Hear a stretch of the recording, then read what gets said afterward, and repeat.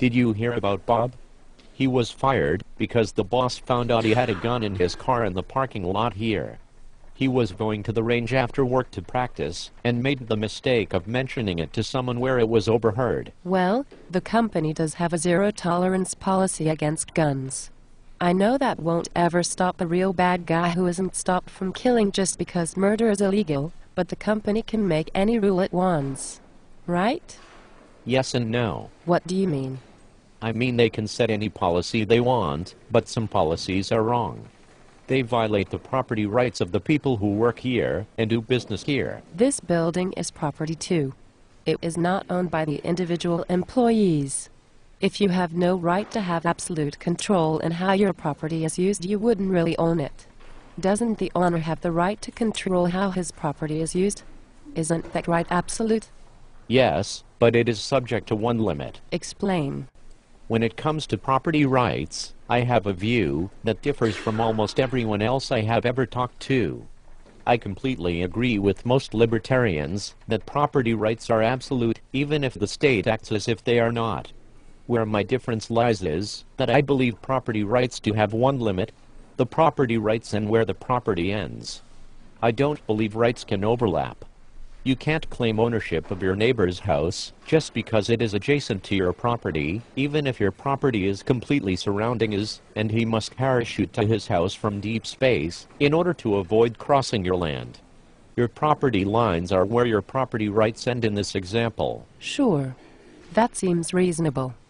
The same goes for smaller units of property such as a house or business, when an individual is allowed to enter that property. I believe we each carry with us a me-shaped bubble of our own personal property. That personal property bubble remains intact, no matter where we happen to be. It consists of your body, your clothing, and the space between the two. No one can claim ownership of you and eliminate your property rights by posting a sign. This most often crops up in gun rights discussions, but applies equally in all other areas.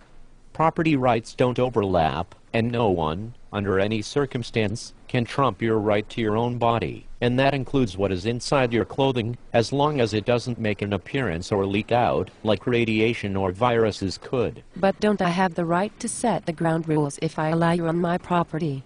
Within that one limit. If you allow me to come onto your property, my body does not become your property, even though it is engulfed by your property. My property bubble extends to the outer surface of my clothing, because my clothes are still my clothes, even if you allowed me, and them, on your property. Your rights end at my surface, and do not penetrate any deeper. So, anything beneath the surface of my clothes, as long as it remains only there, is occupying only my property, even if I'm surrounded and engulfed by your property with your permission. I see. Like the neighbor's house. But what if I say that giving up some of your rights is a condition of coming onto my property? You can insist I leave my rights behind if I enter your property, but the demand is no more valid than the demand that I become your unwilling sex slave if I enter your property. Slavery or murder is not okay just because you only do it in your own home. Now obviously, anyone evil enough to make the demand that you relinquish your rights in order to enter their property is someone you should avoid if at all possible. It is better to avoid putting yourself in these situations if you can. You can cooperate or not, as you see fit, but I don't consider it noble to submit to bad guys. What if I convince you to sign away your rights by contract? No one has the right or the authority to make a contract which trades your right to not be molested or killed for the privilege of entering their property, and if they use coercion to get you to sign one, it is not ethically binding. They have the right to not allow you on their property at all, or they have the right to ask you to leave if for some reason they decide they do not like you or what you possess. Everyone has the right to be a hermit if they so choose. They also have the right to use defensive violence if you attack someone on their property, and I would never second-guess their determination of how much force they use in the defense of life and property.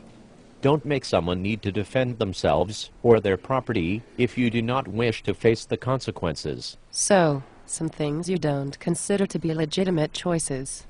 But regarding your bubble theory, there are usually no laws saying you have a right to your own bubble of personal property wherever you go. True. Laws are a poor way to determine right and wrong. If you have a right, the right doesn't go away just because of where you are. There is no need for laws that affirm your right to not be attacked and raped while at work or at the store.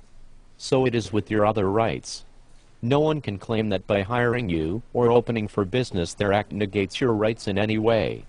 That would mean you have no rights, only privileges. Doesn't the fact that you have all your rights while on your own property mean you are being rude or greedy if you expect to have them elsewhere too?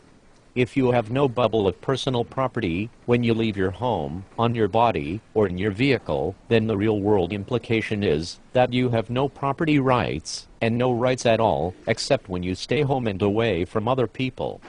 And if no one has any rights, then no one could have a right to rule over you when you are on their property. I think this shows the flaw in that thinking. Okay, but why would rights be the same everywhere? Consistency. Otherwise, anywhere you go, the property owner could demand that you hand over your money, your clothing, or your life.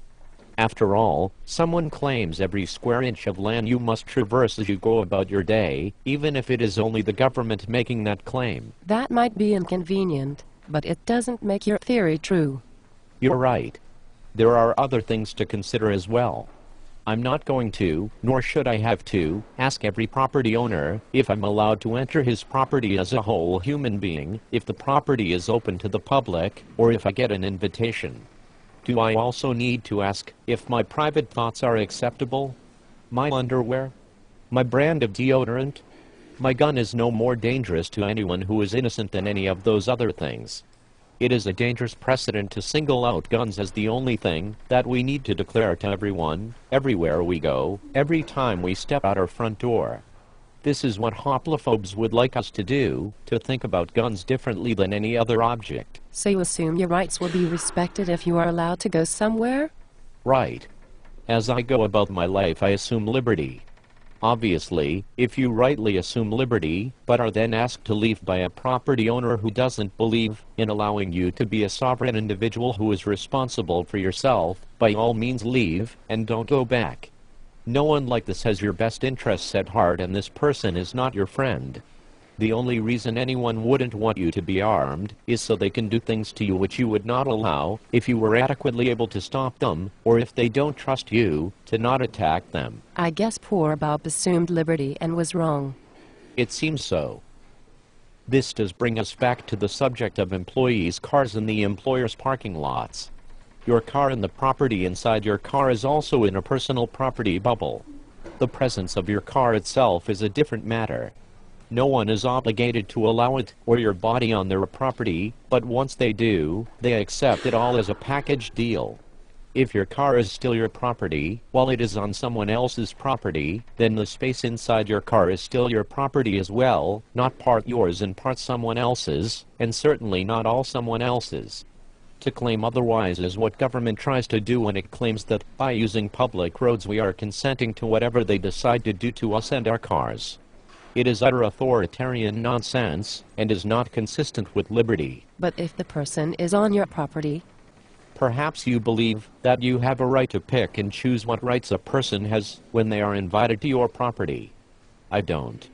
I have too much respect for you as a whole functioning human being to make that demand, and too much respect for myself to even think that way.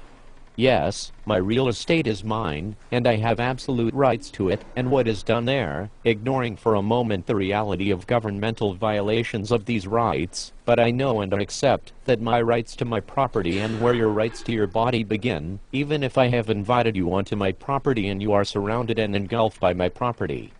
If I don't like that, I'm not forced to permit anyone to enter my property. It is the nature of rights that others have the exact same rights as I do regardless of their location or my wishes. Well, yes, basic human rights to not be harmed are universal, but we are talking about property rights here. I understand that all rights are, at their foundation, property rights, and all property rights flow from your body. People say that entering someone else's property is a privilege, not a right. I agree. And my body remains my property, no matter where I am, because that is a fundamental right that can't go away. You can't enter my property without my permission. If I invite you, I will always assume you to be a fully functional human being. Anything less is disrespectful, or worse. If you don't trust someone to be armed, you don't trust them at all, and you have no business inviting them onto your property in the first place. Why do you assume all rights are based on your rights to your body? Do your property rights exist if you don't exist? No. What are property rights? Having property rights means that if you own something, you have the right to use that thing in any way you wish, as long as by doing so you do not initiate force and thereby violate another person's rights to life, liberty, and property. You may have noticed that governments never really respect any property rights but their own, which ironically don't really exist, since government possesses nothing which it did not steal or buy with stolen money. Stolen property does not belong to the thief. Again, government has no property rights. Tell that to the government. Oh, I have. Are there different kinds of property rights? There are 3 types of property rights that I can see. There are property rights over your body, which I call bodily property rights or self-ownership. There are property rights over the stuff you own, such as your cars, guns, boots, knickknacks, appliances, and skull collection. I'll call this your stuff rights. Then, there are property rights over your real estate, property such as your land, home, or business location, which I'll call your real estate rights. Okay, I'm with you so far. Take your living body out of the equation and the other 2 types of property rights vanish along with all your other rights, except that they may transfer to someone else after you die. This means that your existence brings into being your bodily property rights, which lead to your rights to own, use, or even destroy your stuff in your real estate. I can see that. If one thing such as a right brings forth another thing, then the fundamental thing outranks that which derives from it. That means that your bodily property rights, from which your stuff rights and your real estate rights come, must necessarily come before any other property rights, if we are to be consistent. After all, you can't have a hangnail if you have no hands or feet, nor any broken bones if you have no bones. Right. Does the property owner's real estate rights trump another's bodily property rights? If you invite someone, can you really demand they leave their bodily property rights behind? Is that even a real invitation? Is such a demand valid?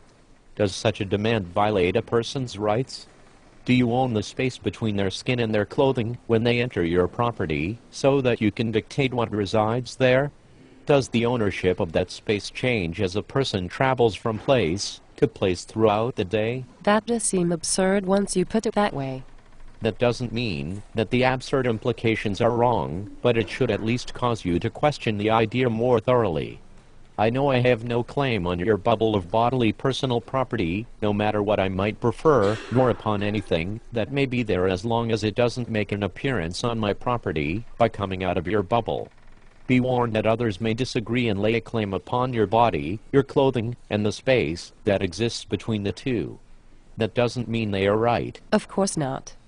I think that the position that real estate rights trump the bodily property rights and the stuff rights of anyone invited to enter the real estate usually comes from a sincere desire to be nice and respectful of the real estate's owner. That is fine.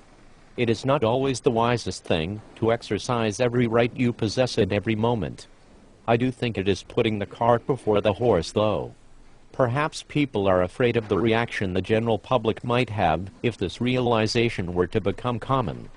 I think in other cases it comes from a desire to control others when they are on your property, when you should perhaps not be allowing them on your property to begin with, instead of making up rules and conditions afterward. So, what I think you are saying is that basically it comes down to the fact that you just don't think anyone can tell you that you can't carry a concealed gun onto their property. It's not so much that I think I have a right to carry a concealed weapon onto other people's property, it is that I don't believe I have a right to forbid such on my own property. If I invite someone, I invite them as a sovereign individual with all their rights fully intact. I have no right to regulate what is in their pockets as long as it stays there, no matter how I may personally feel about it. I realize others don't recognize this truth, and I will always try to follow their wishes when I can. Oh, I see. So it's more about how you will respect others when you are the one inviting them to your home turf than about how you will act when away from home. Yes. As I said earlier, rights do not overlap.